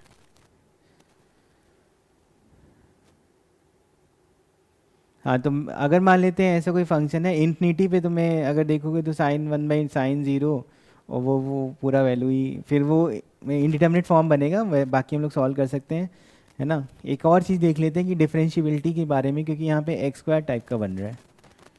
तो एक्स स्क्वायर टाइप का बन रहा है तो इसका मतलब है कि अगर हम लोग R H L R right hand derivative continuous तो है 0, ये ज़्यादा 0 है उसमें तो वैल्यू पता ही है कि -1 से 1 होगा। राइट हैंड डेरिवेटिव देखें तो limit h tending to 0 f 0 plus h में क्या लिखोगे, h square sine 1/h minus f 0 0 है डिवाइडेड बाई एच, काटोगे 0 इंटू -1 से 1 इज 0 हो गया। लेफ्ट हैंड डेरिवेटिव तो यहाँ पे आ जाएगा h और यहाँ पे minus H square sign 0 minus H मतलब माइनस, और F 0 upon H, F 0 minus f 0 minus H ना, तो एफ 0 की वैल्यू 0 थी माइनस, और यहाँ पे माइनस एच रखा है, ये तो एच प्लस हो जाएगा साइन, तो ये आ रहा है। अभी इसमें फिर से एच काटोगे तो फिर 0 आ रहा है। तो right hand derivative left hand derivative दोनों 0 है। समझ में आया? ठीक है, और 0 के अलावा तो कहीं ब्रेक है नहीं, एक्स इक्वल टू 0 पे उसने बता ही दिया है कि कहाँ जाना है। ठीक है, और 0 पे जाओगे तो ये 0 इंटू 0 की तरह अप्रोच करेगा, तो वैल्यू का मतलब है ये माइनस इन्फिनिटी या इन्फिनिटी के बारे में सोचोगे तो अगर माइनस साइड जाओगे तब भी ये तुम्हारा उस तरह से मिल रहा है कि दोनों वैल्यू सेम है। तो अभी यहाँ पे डिफरेंशियबिलिटी के बारे में हम लोग श्योर हैं कि इसमें डिफरेंशियबिलिटी रहेगी Q जो है वो हमारा क्या हो गया, 3 हो जाएगा, है ना। Q जो है वो 3 हो जाएगा, ये वाला। चलो आगे देखते हैं, C1 और D0। C1 में क्या है, x माइनस जी एक्स,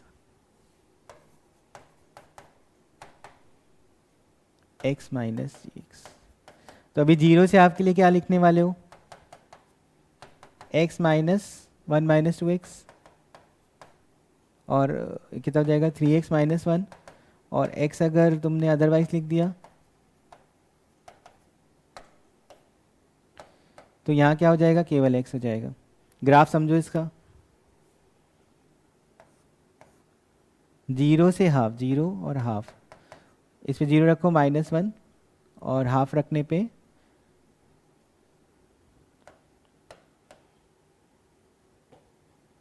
यहाँ पे आ जाओगे। तो ये ऐसे बन रहा है ना यहाँ तक।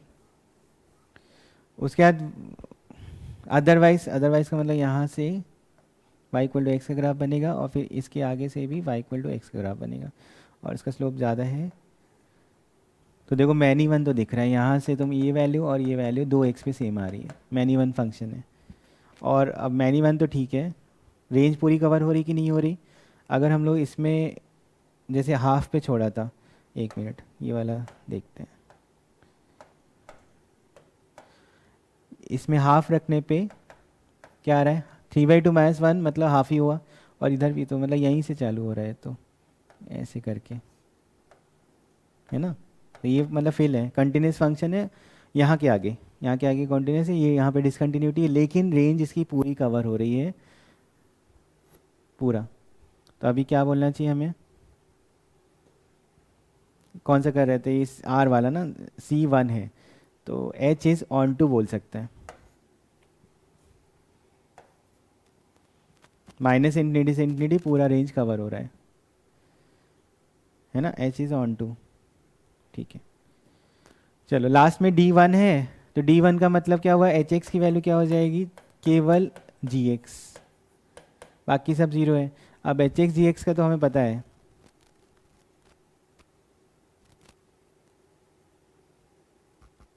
जी इसका मतलब क्या है, 1 - 2x है। तो 1 - 2x मतलब अभी एक 0 डाल रहे हो तो कितना आ रहा है, 1 आ रहा है, और हाफ डालने पे 0 आ रहा है, तो अभी तो रेंज तो वही हो गई। और अदरवाइज क्या हो जाएगा, 0 हो जाएगा, तो इसका तो है, तो 0 से 1 रेंज होगी। तो एस का जो होगा वो 5 है, सॉरी एच का 4, एस का 4 है, ठीक है। समझ में आ गया ना, ठीक है, क्लियर है। ये थोड़ा सा क्वेश्चन में मतलब वैल्यू रखना और 1 1 ऑन 2 बार जैसे हम लोग जानते हैं वो सब चीज़ें इसमें थी। तो अभी ओवरऑल जो हम लोग ने ऐसा डिस्कशन किया है, तो कैलकुलेशन का ध्यान रखते हुए अगर क्वेश्चन सॉल्व कर रहे हो तो फिर एग्ज़ाम टाइम में उसी ड्यूरेशन में सॉल्व हो सकता है ना। और टाइम के अकॉर्डिंग है, तो वो भी पिछले साल, उसके पिछले साल की बात करो तो थोड़ा सा अच्छा और पेपर था। अभी तो क्या है, कॉम्प्लेक्स का उतना वैसा क्वेश्चन नहीं दिया है, तो ये इस तरह से क्वेश्चन भी आराम से सॉल्व हो जाएंगे, ठीक है। चलो नेक्स्ट पेपर टू फिर हम लोग डिस्कस करेंगे। ओके।